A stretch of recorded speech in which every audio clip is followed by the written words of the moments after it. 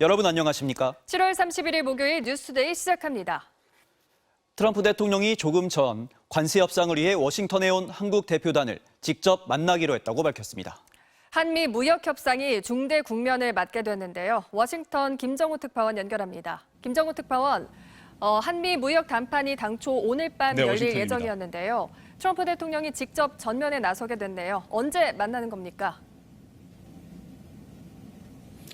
네, 정확한 시간과 장소는 아직 확인되지 않고 있습니다. 트럼프 대통령이 자신의 소셜미디어를 통해 밝힌 내용을 먼저 정리해 보겠습니다. 오늘 오후 한국 무역협상 대표단을 만나겠다. 한국은 현재 25%의 관세가 책정되어 있는데 그 관세를 인하하기 위한 제안을 가지고 왔다. 나는 그 제안이 무엇인지 듣는데 관심이 있다라고 했습니다. 한국 대표단이 트럼프 대통령과 직접 대면하게 되면서 한국의 무역협상은 중대 국면을 맞게 됐습니다. 8월 1일 미국의 상호관세 25% 부과를 이틀 앞둔 시점이고 당초 예정됐던 한미 고위급 무역 협상을 하루 앞둔 시점에서 트럼프 대통령과 면담이 성사됐습니다. 정부 관계자는 당초 한국 시간으로 오늘 밤 한미 담판에서 의견이 좁혀질 경우 트럼프 대통령을 만날 가능성에 대비하고 있었는데요. 최종 결정권을 가진 트럼프 대통령을 직접 만난다는 점은 긍정적인 신호, 타결이 임박할 경우라고 설명했습니다.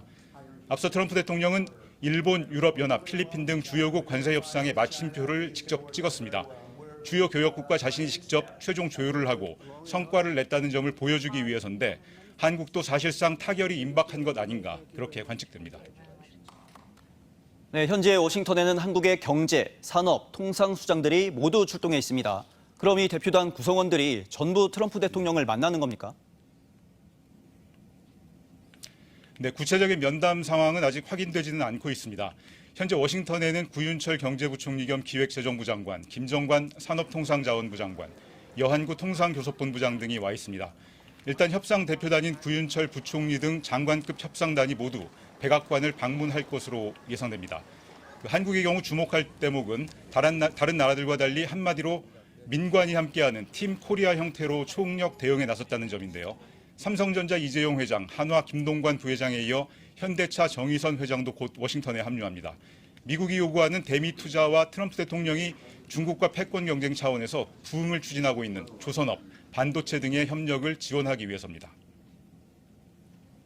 네, 한미 간에 지금까지 쟁점이 많았는데요. 어떤 부분들이었는지 정리해 주시죠. 네, 한국으로서는 미국의 폭탄 관세 25%를 일본, 유럽연합 수준인 15%로 낮추는 게 현실적인 목표였습니다. 한국은 처음에 1,000억 달러 정도로 검토했던 대미 투자액을 대폭 늘리는 방안도 검토를 또 해왔는데요. 그래서 재벌 총수들까지 한자리에 모인 거였습니다. 미국 입장에서는 일본이 5,500억 달러, EU가 6,000억 달러의 투자를 약속한 상황에서 증액을 거세게 압박했던 것으로 보입니다. 농축산물 개방도 최대 쟁점 중 하나였는데요. 트럼프 대통령이 일본 사례처럼 쌀 개방에 집착하고 있다는 점은 한국으로서는 큰 부담이었습니다. 미국과 한국이 관세 협상을 최종 타결했는지 여부가 추가로 확인되는 대로 다시 전해드리겠습니다. 지금까지 워싱턴이었습니다. 미국 연준이 기준금리를 또 동결했습니다. 관세로 인한 인플레이션이 지속될지 봐야 한다는 입장인데 연준을 강하게 압박해온 트럼프 대통령을 향해선 연준의 독립성을 존중해야 한다고 지적했습니다. 뉴욕에서 나세웅 특파원입니다. 미국 중앙은행인 연방준비제도는 7월 공개시장위원회를 열고 금리 동결을 결정했습니다. 미국 기준금리는 현행 4.25에서 4.5%로 한미 간 금리 차는 2.0%포인트로 유지됐습니다. 연준은 실업률이 낮고 노동시장은 견조하나 인플레이션이 목표치인 2.0%보다 높다고 설명했습니다. 파월 연준 의장은 트럼프 대통령의 관세 정책 탓에 일부 상품 가격이 올랐고 장기적 인플레이션으로 이어질지 지켜봐야 한다고 밝혔습니다. Changes to government policies continue to evolve, and their effects on the economy remain uncertain. Higher tariffs have begun to show through more clearly to prices of some goods. 선제적 금리 인상이 필요하다는 지적엔 중앙은행의 책무는 성장이 아닌 물가 안정과 최대 고용이라고 반박했습니다. 금리 발표 전 미국 상무부는 2분기 GDP 증가율이 예상치보다 높은 연간 3.0%로 집계됐다고 발표했습니다.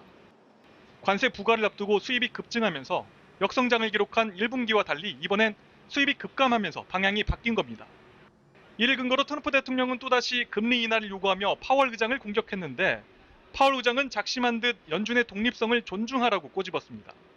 it should continue and be respected. If you were not to have that, there would be a great temptation, of course, to use interest rates to affect elections, for example.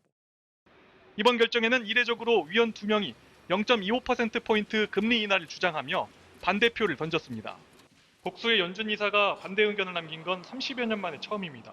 뉴욕에서 MBC 뉴스 나세웅입니다. 이른바 VIP 경로설을 목격했다는 조태용 전 국가안보실장과 임기훈 전 국방비서관의 진술이 추가로 확인됐습니다. 당시 회의에 참석했던 핵심 관계자 대부분이 잇따라 진술을 뒤집으면서 VIP 경로설은 사실상 기정사실화됐습니다. 이혜리 기자입니다. 순직해병 특검에 출석해 17시간 가까이 조사를 받은 조태용 전 국가안보실장. 조사할 때 다 제가 아는 대로 다 진술했습니다.